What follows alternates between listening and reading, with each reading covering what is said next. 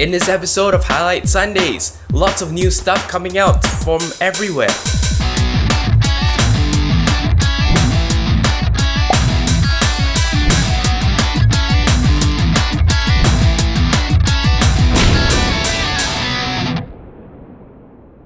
Hello and welcome back to another episode of Highlight Sundays. It is the 23rd week of 2013 and here are your highlights.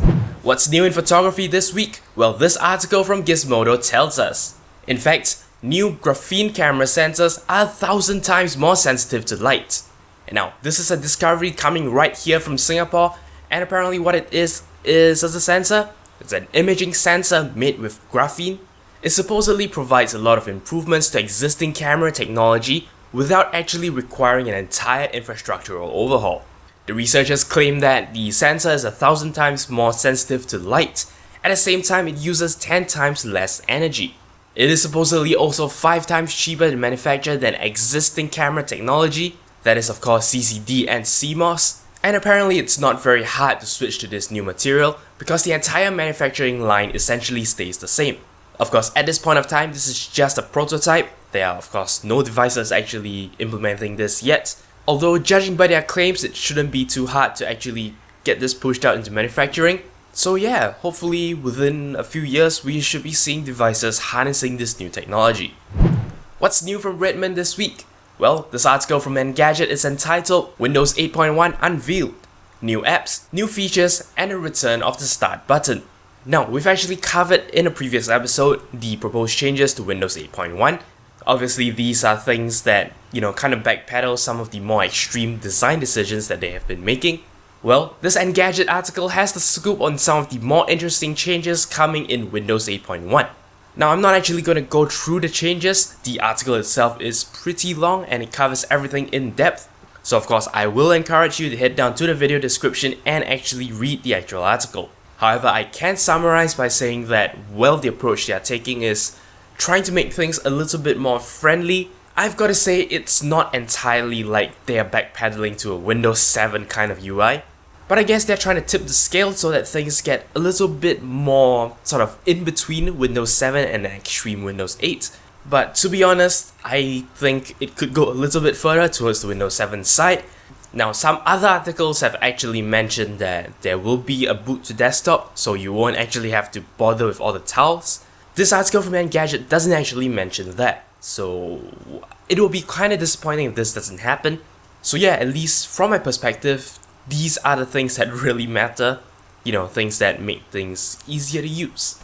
Windows 8.1 is a free upgrade to existing Windows 8 owners, so that's one less thing you have to pay for, and this upgrade should arrive within the year.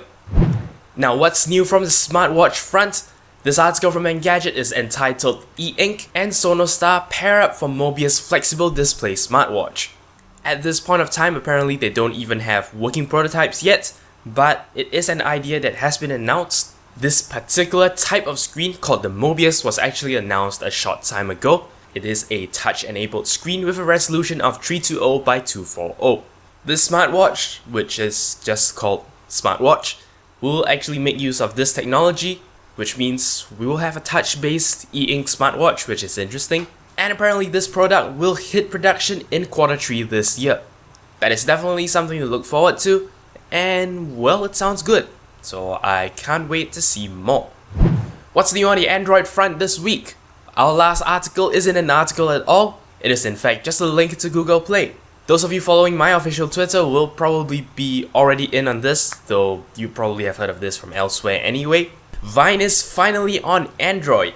Now, Vine is essentially just a video capture and sharing tool. I particularly like how it's innovative because this particular app will only allow you to take up to 6 seconds of video. Shooting video on this is easy. Basically, you touch the screen, it's recording. You lift your finger off the screen, it stops recording.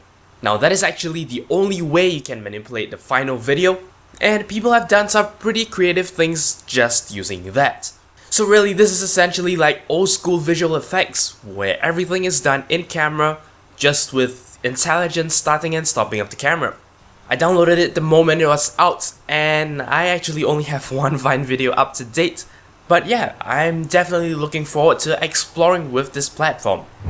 And that's all there is for this episode of Highlight Sundays. With regard to our vlog segment this week, I didn't actually prepare anything to talk about at all. Now, I've had a pretty busy week, and these commitments are actually expected to extend throughout the entire month of June. Now, that's kinda unfortunate, but you will still be getting at least 3 videos every week, I can guarantee you that. We have an interesting video planned on Wednesday. It is a tutorial, but it will start with a sketch, which I'm extremely excited about. It's not really a sketch, I guess. It's literally 7 seconds and 2 shots, but I feel like it would be interesting still. Anyway, that's really all I have for you today. If you have any comments, queries, or suggestions, feel free to leave a comment in the comment section below. Don't forget to follow the official Twitter account for this channel at twitter.com/0612tv. Don't forget I appreciate every like, favorite, and subscription you give me. But until next time, you're watching 0612TV.